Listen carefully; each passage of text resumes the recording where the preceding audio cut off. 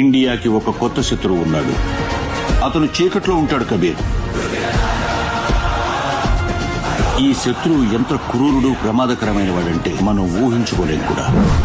అతన్ని ఆపేందుకు నువ్వు కూడా అదే చీకట్లోకి దిగాల్సి వస్తుంది.